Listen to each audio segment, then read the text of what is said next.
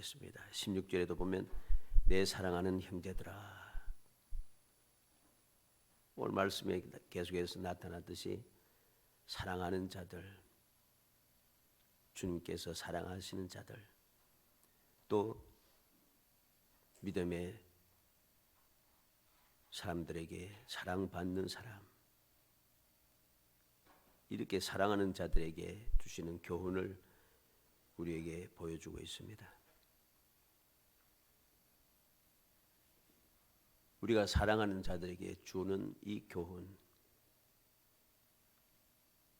이 놀라운 교훈을 우리가 받고 또 그 교훈의 말씀을 묵상할 때마다 우리는 감사한 거죠. 행복하게 되는 것입니다. 왜 감사하고 행복한가? 시시때때로 나로 하여금 잘못되지 않도록, 부족하지 않도록, 내가 속지 않도록, 세상에 사기당하지 않도록 우리를 가르쳐 준다는 것이죠. 이 지나간 주간에도 그 무슨 주식 거래에 대해서 소위 쉽게 말하면 사기죠. 사기쳐서 많은 사람들 손해 보게 하는 그러한 일들이 많고, 이 외에도 여러 가지 많은 사람들 사기쳐서 힘들게 하는 일이 많습니다. 전세 사기 어떻고, 그 사람이 어떻게 그 많은 그 집을 가지고, 많은 아파트, 많은 빌라, 많은 집들 가지고서 그 수많은 사람들을 다 사기쳐서 사람들로 견디지 못하게 만든다는 거죠. 자, 이러한 어려움을 당할 때, 사기당하고 시험 들고 문제가 발생할 때 이러한 사람들이 올바르게 옆에서 교훈해 주는 사람이 있었다면 그런 일은 없었겠죠. 올바르게 인도하고 가르치고 교훈해 줄 사람이 없어요. 요즘은 다 나름대로 똑똑하고 잘났다고 끊임없이 강의도 하고 이야기도 하고 가르치기도 하고 또 좋다고 우리가 들었기도 하고 많이 듣지 않습니까? 그런데 그렇게 가르치는 사람이 많고 똑똑한 사람이 많은데 가르침을 받았으면서도 불구하고 사기를 당해요. 억울한 일을 자꾸 만나요. 문제가 해결되지가 않아요. 자꾸 불행한 거죠. 행복하지 않는다는 것입니다. 오늘날 사람들은 행복하기 위해서 가족 간의 행복, 나의 행복, 이걸 위해서 옛날처럼 그렇게 목숨 걸고 일하고 그러지도 않는다고 합니다. 그렇게 행복하기 위해서 여유를 가지고 무엇인가 하려고 하는데 근데 행복하지 않는 거예요. 왜 그런가? 행복하기 위해서는 행복할 수 있는 조건, 행복할 수 있도록 내가 그렇게 생각하고 살아가야 합니다. 모든 조건이 주어져야 하는 거죠. 나 혼자서 나는 행복하다 하다고 행복한 게 아니잖아요. 그런데 그렇게 행복하게 살 수 있도록 내 조건이 맞춰지도록 내 주위 환경이 맞춰지도록 내가 그렇게 살아야 되는데 가야 되는데 어떻게 할 줄 모르겠는 거예요. 그래서 내가 하고 싶은 대로 하면 행복할까? 먹고 싶으면 먹고 하고 싶으면 하고 놀고 싶은 데 놀고 여행 다니는데 여행 막 다니고 내 마음대로 하면 좀 행복할까? 그래서 많이 다니잖아요. 그죠? 먹고 마시고 즐기고 행복하고. 근데 행복하지 않잖아요. 왜 그런가? 올바르지 않다는 겁니다. 왜 올바르지 않는가? 올바른 교훈을 받지 못했다는 것입니다. 오늘 말씀을 통해서 사랑하는 자 11번째, 사랑하는 자들에게 주는 교훈을 두 가지를 살펴보려 합니다.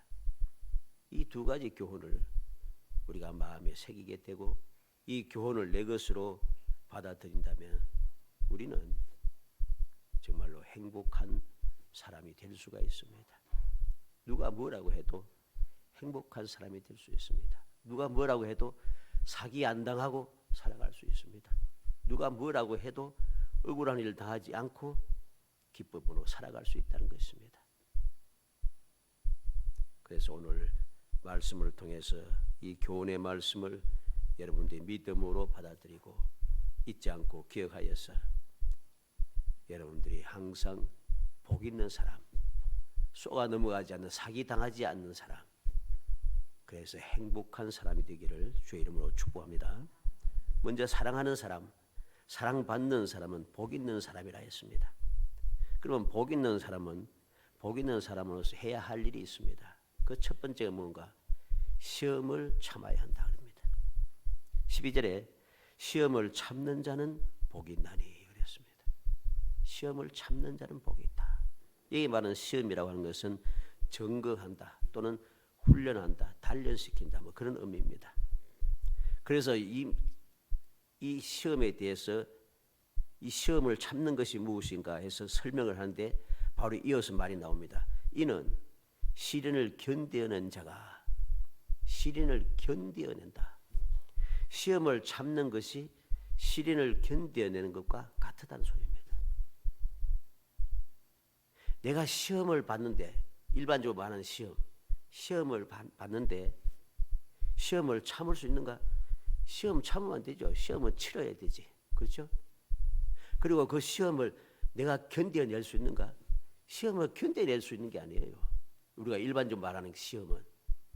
근데 오늘 본문에 말하는 시험은 우리가 생각하는 그 시험과 다르기 때문에 참을 수도 있고 견딜 수도 있는 거예요.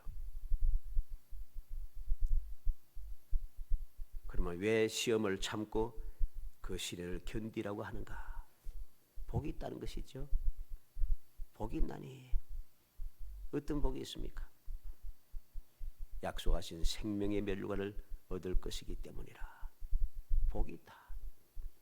그래서 2절 말씀에 보면은 내 형제들아 너희가 여러 가지 시험을 당하거든 온전히 기쁘게 여기라 그럽니다. 시험을 당하면 내가 어떻게 참을 수 있고 어떻게 견뎌낼 수 있는가? 온전히 기쁘게 여길 때에 그 시험을 참고 견뎌낼 수 있다는 거죠. 그러면 어떻게 기뻐하는가? 시험을 당할 때 기뻐하는데 그냥 기뻐하는 게 아니고 온전히 기뻐하라 했습니다. 이것을 말하는 온전이라는 말은 모든 것 다, 전체 모두 다 이 말입니다. 내 마음에 드는 것만, 내가 견딜 수 있는 것만, 이것만 참고 견디는 게 아니고 내가 만나는 모든 시험들, 내가 견뎌내야 할 모든 시련들, 이것들을 모두 다 기뻐해야 한다는 것입니다. 우리는 어떠합니까? 기뻐하라 하면은 실제로 기쁨이 잘 안 나와요. 기뻐할 수가 없어요. 힘든데 왜 기쁘겠어요? 근데 힘든 것 그것만 보면은 내가 참을 수도 없고 견딜 수가 없는 거예요. 그런데 말씀을 통해서 우리는 시험을 견디고 참으면은 그 결과가 어떠하다 하는 것이 해답으로 딱 나와 있어요. 해답으로. 우리가 시험 칠 때도 다 해답은 다 나와 있잖아요. 그죠? 시험 문제를 만드는 사람이 문제를 만들 때 해답도 같이 만들어 놓습니다. 이미 해답이 다 있다는 거죠. 그래서 참을 수도 있고 견딜 수 있다는 것입니다. 우리가 믿음의 삶을 살아갈 때, 신앙생활을 할 때에 왜 시험, 즉 어려운 것들을 우리가 시련을 당하고 여러 가지 어려움을 당할 때 어떻게 참아낼 수 있고 어떻게 견뎌낼 수 있는가? 시험을 참으면, 시험을 견뎌내면 그 다음에 주어지는 것이 확실하게 있다는 거죠. 세상의 시험은 시험 문제가 답이 다 주어 있어도 우리가 그걸 알 수가 없어요. 모르잖아요. 그죠? 모르니까 시험 결과가 좋지 않아서 사람들이 슬퍼하고 낙심하게 되는 거죠. 그런데 하나님께서 우리에게 주시는 시험 그리고 그 해답은 다 주어져 있어요. 이미 확실하게 그 해답이 다 주어져 있다는 것입니다. 주어져 있다는 거죠. 그래서 그 해답을 알고 있으니까 모르면은 두렵고 근심이 되고 짜증이 나고 낙심이 되고 그렇게 했는데 알고 있으니까 얼마든지 참을 수 있고 얼마든지 견딜 수 있는 것입니다. 이게 세상의 시험과는 다른 거예요. 시편 94편 12절에 여호와여 주로부터 징벌을 받으며 주의 법으로 교훈하심을 받는 자가 복이 있나니. 시편 기자는 하나님께로부터 징벌을 받고 교훈을 받는 것, 그 사람은 복이 있다 합니다. 왜? 하나님께 징벌을 받고 하나님의 말씀으로 교훈을 받는 사람은 왜 복이 있는가? 징벌을 받고 있다는 것은 하나님께서 나를 아직도 사랑하신다는 뜻이죠. 나를 인정하고 계시다는 것이죠. 그래서 바울 사도는 데살로니가전서 5장 18절에 범사에 감사하라 얘기합니다. 범사에 감사하라. 이것이 그리스도 예수 안에서 너를 향하신 하나님의 뜻이니라. 범사에 감사하는 것, 이게 하나님의 뜻이라고 했어요. 이렇게 시험은 참아야 되고 시험은 견뎌내야 한다는 것이죠. 왜? 우리에게 이미 그 결과가 다 준비되어 있는 것을 내가 알고 있기 때문입니다. 알고 있으면서도, 해답을 알고 있으면서도 해답을 대로 지켜내지 못하는 것은 어리석은 일이죠. 그렇잖아요.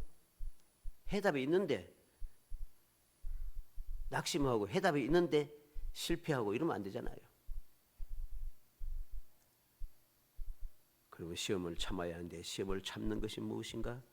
앞서 말씀드린 대로 시련을 견뎌내는 것이라 했습니다. 히브리서 12장 7절에 너희가 참음은 징계를 받기 위함이라 하나님의 아들과 같이 너희를 대우하시나니 어찌 아버지가 징계하지 않는 아들이 있으리요? 내가 이 시련을 당하는 것은 하나님께서 나를 자녀로 인정하신다는 겁니다. 사랑하는 자녀로 인정하신다는 거죠. 그래서 사랑하는 자녀를 징계하지 않는 아버지가 어디 있겠느냐. 이렇게 이야기하면 요즘은 이제 또 말이 많습니다. 요새 누가 징계하고 잘하는가? 좋지 못한 그 뉴스가 막 들리잖아요. 요새는 뭐 이렇게 사랑함으로 징계하는 것이 거의 보기가 힘들어졌어요. 심각하게 사악해졌다는 것입니다. 그런데 하나님은 그렇지 않다는 겁니다. 그리고 왜 시험을 참아야 되는가? 시험 찾는 것이 복이 있다고 했죠. 그리고 어떤 복이 있느냐? 어떤 복이 있는가? 12절 말씀 끝에 주께서 자기를 사랑하는 자들에게 약속하신 생명의 면류관을 얻을 것이기 때문이라. 이 간순하게 약속하신 생명의 면류관이라 합니까? 이게 뭐 마음에 와닿지 않아요. 그죠? 생명의 면류관, 쉽게 말하면 이게 영생이라는 소리인데 영원한 생명을 주신다는 의미가 되죠. 그런데 이 면류관을 받는다, 쉽게 말하면 왕관을, 관을 얻는다, 이게 무슨 복이냐 이렇게 하면 이해가 안 되지만은 오늘날 우리가 운동선수들이라든가 여러 가지 세상을 살아가는 사람들, 일하는 사람들에게 비추어 보면 이해가 할 수 있습니다. 세상에서 어떠합니까? 운동선수들이 신기록을 낸다. 신기록이 어때요? 신기록 내면은 포상금을 받고 평생 연금을 받습니다. 그리고 이 신기록도 세 가지 종류가 있어요. 아시아 신기록, 네 가지가 있군요. 우리 국내 신기록, 아시아 신기록, 세계 신기록, 올림픽 신기록. 이 중에 올림픽 신기록이 제일 포상금이 많습니다. 달라요. 금은 메달을 딴다. 금메달, 은메달, 동메달 있다는데 이 금메달, 은메달, 동메달도 아시아 메달, 우리 국내 메달, 아시아 메달, 세계 대회에 나가서 받는 메달, 올림픽 가서 메달, 올림픽 가서 받는 메달이 제일 좋은 대우를 받습니다. 포상금도 받고 평생 연금도 받고 평생 영감을 받는다는 거죠. 하나님께서 우리에게 시험을 견뎌내는 사람, 시험을 끝까지 참는 사람들이 어떠한 복을 주시는가? 약속하신 생명의 면류관이라. 약속하신 생명의 면류관은 영원한 삶을 의미하는 것입니다. 우리가 세상을 살아갈 때에 하나님께로부터 받는 이 시험을 견뎌내고 참아낸 사람들은 그 복을 영원히 받는다는 거죠. 하나님께로부터 영감을 평생 영감을 받는다는 소리입니다. 그래서 4절에 보면 인내를 온전히 이루라. 이는 너희로 온전하고 구비하여 조금도 부족함이 없게 하려 함이라 그랬습니다. 너희로 온전하고, 온전하다 말은 완전하다는 뜻입니다. 구비하여, 구비한다는 말은 모든 것이 완벽하다는 뜻입니다. 조금도 하는 이 말은 한 가지도, 아무것도 이 말입니다.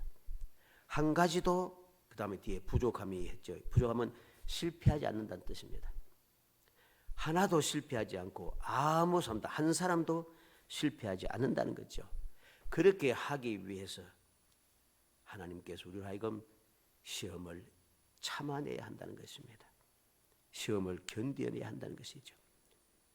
10편 119편 71절에 고난당한 것이 내게 유익이라. 이로 말미암아 내가 주의 율례들을 배우게 되었나이다. 고난당한 것이 유익이다. 왜 고난이 유익인가? 고난으로 인하여서 하나님의 율례, 쉽게 말해서 하나님의 말씀을 배웠다는 것이죠. 고난당하기 전에는 하나님의 말씀을 몰랐어요. 그런데 고난을 받고 나니까 하나님의 말씀을 알게 되었어요. 어떤 말씀?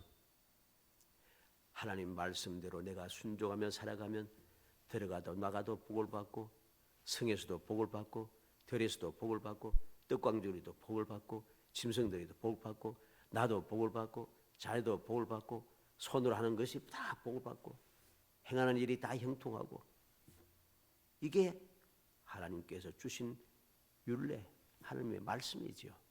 그 말씀을 내가 배우게 되었다는 것입니다. 고난당함으로. 고난당함으로 내가 그 말씀을 배워서 내가 왜 고난을 당했는가? 하나님께서 나를 자녀로 대접하셔서 내가 잘못된 길로 자꾸 가니까 복받지 못할 길로, 승리하지 못할 길로, 자꾸만 절망의 길로, 멸망의 길로 가고 있으니까 나를 징계하셔서 올바른 길로 인도해 주구나. 왜 올바른 길로 인도하신가? 올바른 길로 가면은 내가 복을 받는구나. 내가 승리하는구나. 내가 성공하는구나. 내가 행복해지는구나. 이 말씀을 배우게 되었다는 것입니다. 마태복음 10장 22절에 또 너희가 내 이름으로 말미암아 모든 사람에게 미움을 받을 것이나 끝까지 견디는 자는 구원을 얻으리라. 내가 예수를 믿음으로 말미암아 사람들에게 미움을 받는다. 오늘 어떻습니까? 물론 잘못된 일이 많아서 그렇습니다만은 예수 믿는다 하고 그러면은 욕 많이 합니다. 손가락질하고 그냥 이를 물고 막 달려들어서 반대하고 야단납니다.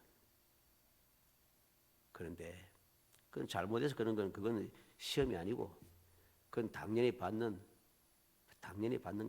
징벌이고, 내가 예수의 이름 때문에, 즉 예수를 믿음으로 말미암아, 이 세상에 욕 먹는 사람들은 예수를 믿어서 욕 먹는 게 아니잖아요. 잘못해서 욕 먹잖아. 그거 말고 예수를 믿어서, 즉 다시 말해 거룩한 신앙생활, 올바르게 잘 살아감에도 불구하고 믿지 않는 사람들에게 여러 가지로 어려움을 당하면은 그 어려움을 당할 때 원망하지 말고 견뎌내라는 것입니다. 끝까지 견디는 자는 구원을 얻는다. 주님이 약속하셨죠. 베드로전서 5장 10절에 모든 은혜의 하나님 곧 그리스도 안에서 너희를 부르사 자기의 영원한 영광에 들어가게 하시니가 잠깐 고난을 당한 너희를 온전히 친히 온전하게 하시며 굳건하게 하시며 강하게 하시며 틀을 견고하게 하시리라. 예수 그리스도께서 잠깐 고난 당한 우리를 영원히 복되게 하신다는 거죠. 친히 온전하게 하고 굳건하게 하고 강하게 하고 견고하게 한다. 세 번째로 생각하는 것은 주의할 것이 있습니다. 시험을 참는다 하는데 그러면 복이 있다 했는데 근데 주의할 것이 있어요. 무조건 하고 참고 무조건 하고 견디는 것이 아니란 것입니다.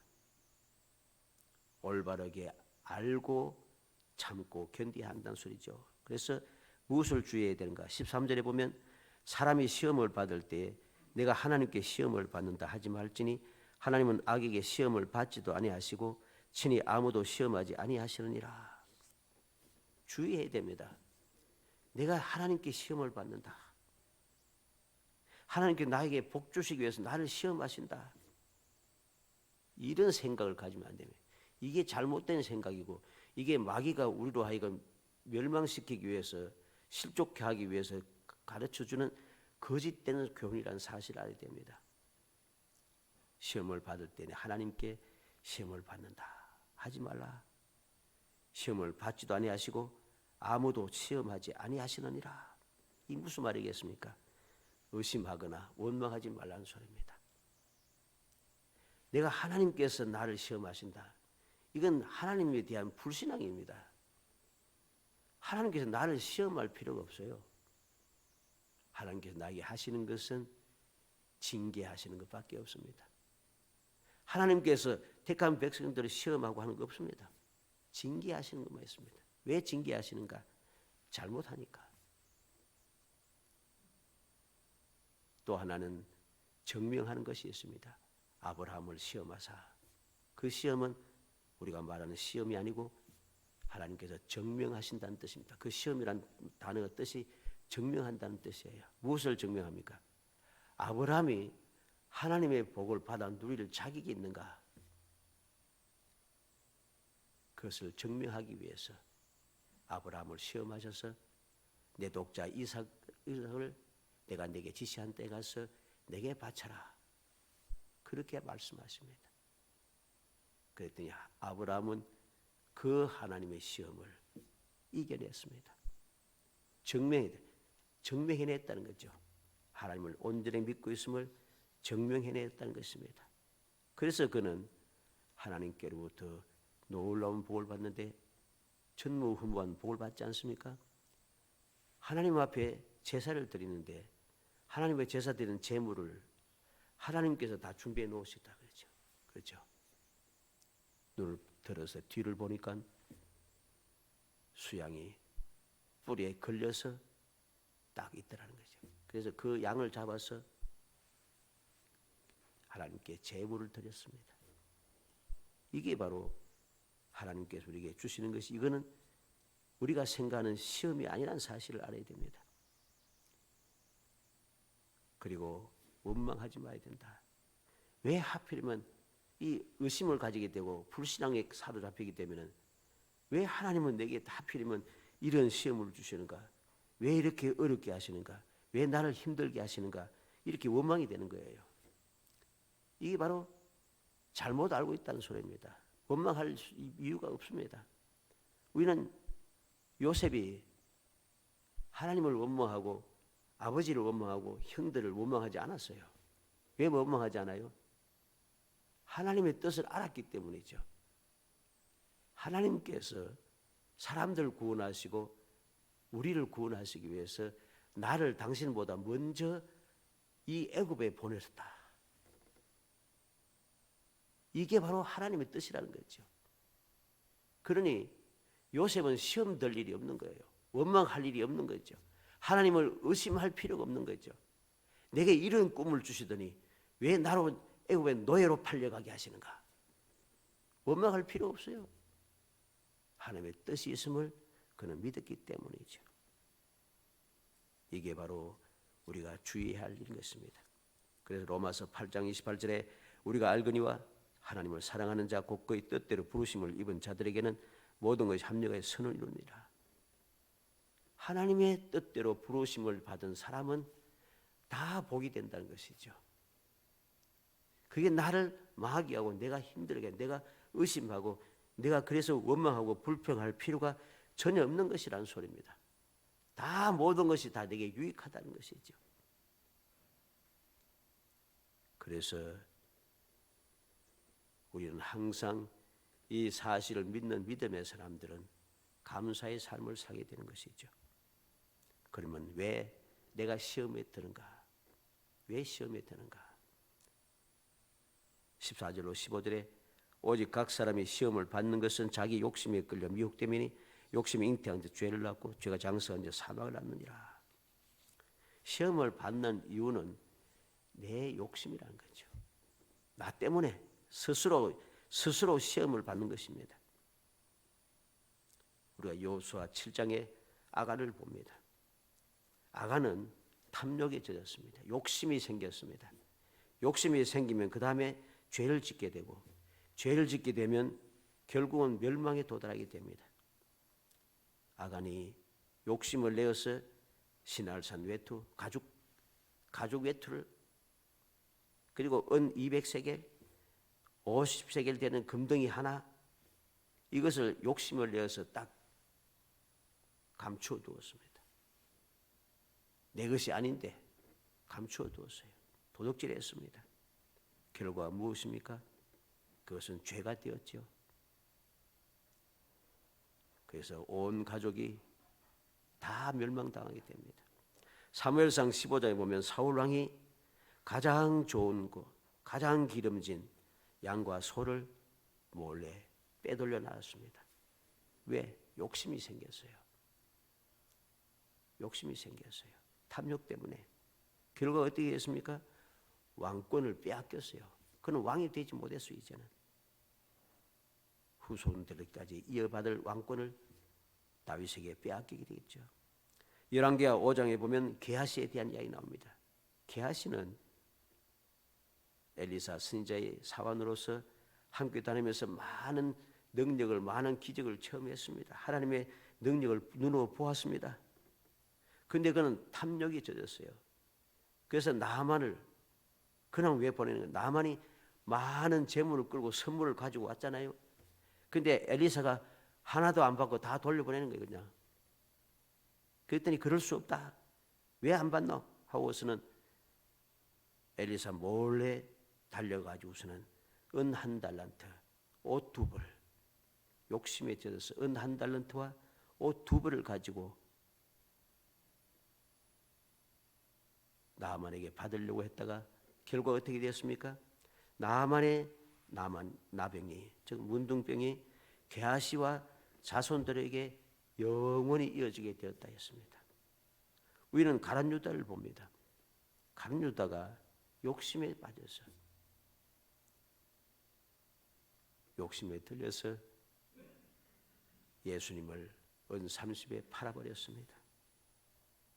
결과가 어떻게 되었습니까?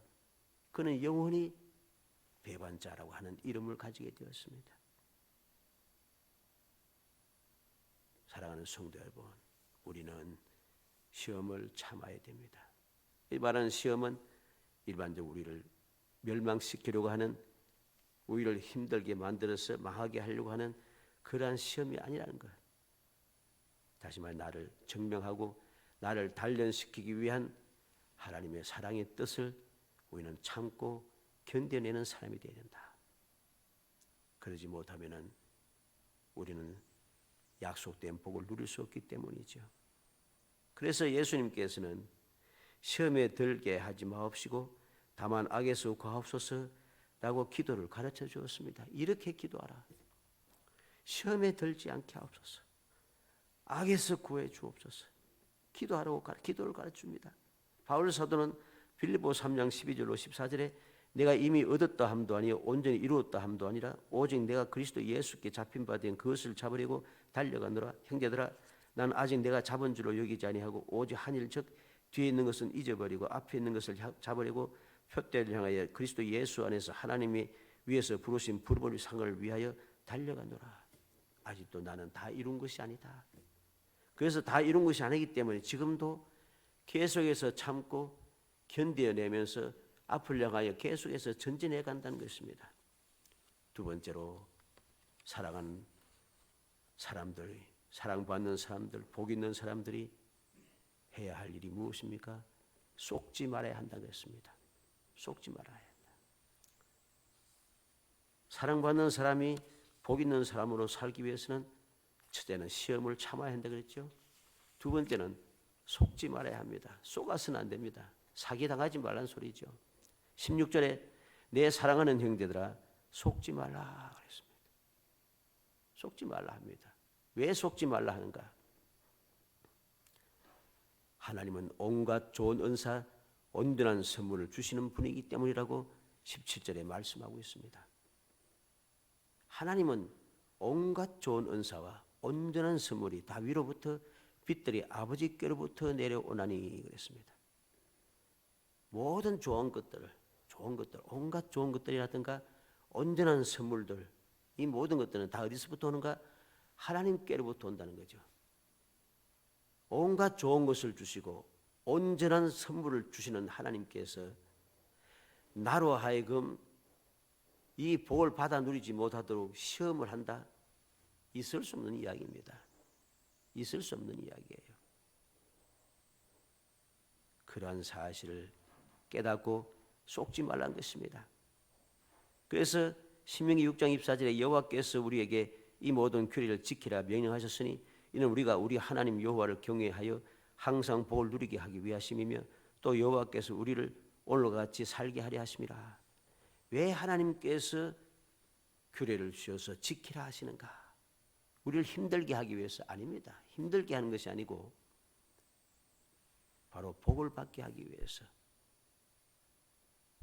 여호와를 경외하여 항상 복을 누리게 하기 위하여 하나님께 우리에게 말씀을 주신 이유는 말씀대로 살아서 항상 복받게 하기 위해서라고 했습니다.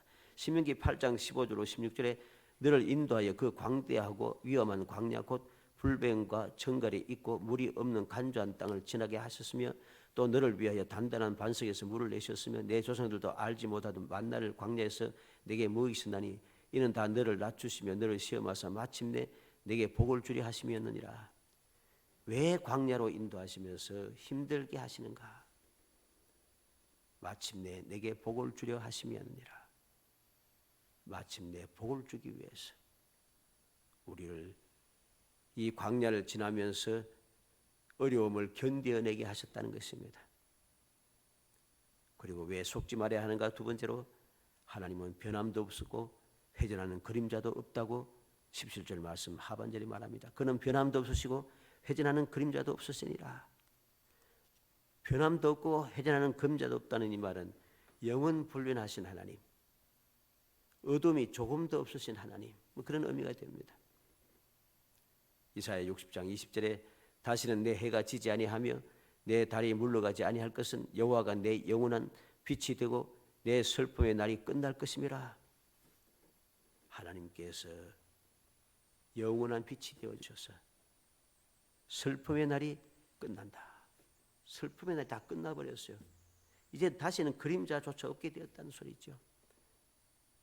히브리서 13장 8절에 예수 그리스도는 어제나 오늘이나 영원토록 동일하시니라. 변함이 없어요. 동일하시다. 요한계시록 21장 23절 25절에 그 성은 해나 달의 비침이 쓸데없으니 이는 하나님의 영광이 비치고 어린 양이 그 등불이 되심이라. 만국이 그 빛 가운데로 다니고 땅의 왕들이 자기 영광을 가지고 그리로 들어가리라. 낮에 성문들을 도무지 닫지 아니하리니 거기에는 밤이 없음이라. 하나님께서 친히 빛이 되어서 빛을 비춰주시니 밤이 없어졌다는 것이죠. 하나님은 변함도 없고 회전하는 그림자도 없으신 영원 불변하시고 어둠이 조금도 없으신 분입니다. 그래서 우리는 이 사실을 마음에 굳게 세워서 굳게 믿어서 믿어야만이 속지 않을 수 있다는 거죠. 오늘날 사람들은 여러 가지 교훈을 가지고서 우리를 속여 넘어가길 잘하면 자꾸만 속이잖아요. 이게 진리다. 이렇게 살아야 구원받고 이렇게 해야 구원받고 여러 가지 속이는 일들이 너무 많습니다. 드러내온 그 속이는 자들은 이단들이죠. 또 교회 안에서 속이는 자들, 교회 안에서 이단이 아닌 것처럼 거룩한 척하면서 속이는 사람들이 많지 않습니까? 거짓 교사들, 거짓 선지자들, 적그리스도들, 이런 자들이 바로 속이는 자들이죠. 우리는 명심해야 됩니다. 속아서는 안 됩니다. 그리고 왜 속아서는 안 되는가? 하나님의 뜻대로 진리의 말씀 우리를 낳으셨기 때문이라 했습니다. 18절에 그가 그 피조물 중에 우리로 한 첫 열매가 되게 하시려고 자기의 뜻을 따라 진리의 말씀을 우리를 낳으셨느니라. 하나님께서 우리를 하나님의 뜻대로 하나님의 진리의 말씀으로 우리를 낳으셨다. 이 말이 무슨 말인가 하니까 하나님께서 약속하신 말씀대로 예수를 믿는 사람을 구원하여 하나님의 자녀가 되게 하셨다는 거죠. 그래서 요한복음 1장 1절에 태초에 말씀이 계시니라 이 말씀이 하나님과 함께 계셨으니 이 말씀은 곧 하나님이시니라 했고 14절에 말씀이 육신이 되어 우리 가운데 거하심에 우리가 그의 영광을 보니 아버지의 독생자의 영광이 은혜와 진리가 충만하더라. 태초부터 계신 말씀이 누구신가? 예수 그리스도라는 것입니다. 그래서 요한복음 1장 12절로 13절에 영접하는 자 곧 그 이름을 믿는 자들에게는 하나님의 자녀가 되는 권세를 주었으니 이는 혈통으로나 육적으로나 사람의 뜻으로 나지 아니하고 오직 하나님께로부터 난 자들이라. 하나님의 뜻대로 하나님의 약속하신 말씀대로 예수를 믿는 사람들이 하나님의 자녀된 권세를 가지고 새롭게 태어난다는 것이죠. 베드로전서 1장 23절에 너희가 거듭난 것은 썩어질 씨로 된 것이 아니요 썩지 아니할 씨로 된 것이니 살아있고 항상 있는 하나님의 말씀으로 되었느니라. 하나님의 뜻대로 진리의 말씀으로 우리를 낳으셨다는 이 말이 무슨 말입니까? 하나님께서 나를 그렇게 소중하게 여기셨다는 겁니다. 나는 세상에 속한 사람이 아니란 것입니다. 이제 내가 예수를 믿음으로 하나님의 자녀로서 새롭게 태어난 하나님의 놀라운 복을 받고 하나님께 인정받고 택함을 받은 존재라는 것이죠. 세상 말로 하면은 금수저라는 소리입니다. 뭐 다이아몬드 수저라나요? 하여튼 우리의 위치가 달라졌다는 것입니다. 그런데 나를 구원하고 하나님의 자녀 삼기 위해서 독생자 예수 그리스도 이 땅에 보내어서 십자가에 달려 돌아가게 하신 하나님께서 나를 망하게 하시는가? 나를 시험 들게 해서 너 엎어지게 하시는가? 그럴 수 없다는 거죠. 그런 말을 한 소리를 들으면 우리는 쏘가 넘어가서는 안 됩니다. 살아가는 성도 여러분, 오늘 우리는 말씀을 통해서 시험을 참아야 하고 쏘지 말아야 한다는 이유를 우리가 다시 한번 마음에 새기겠습니다. 왜 시험을 참고 견뎌야 하는가? 왜 쏘가서는 안 되는가? 이 사실을 잊지 않고 마음에 새겨서 어떠한 상황에도 흔들리지 않고 의심하지 않고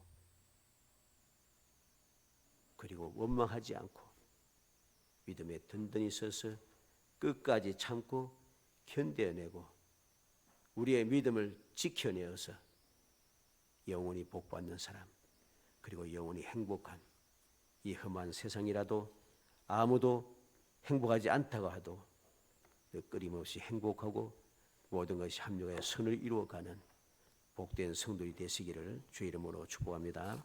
은혜 감사합니다. 사랑하여 주셔서 택하여 주시고 택한 저희들 하여금 하나님의 복된 자녀로서 살아갈 수 있도록 교훈하심을 감사합니다.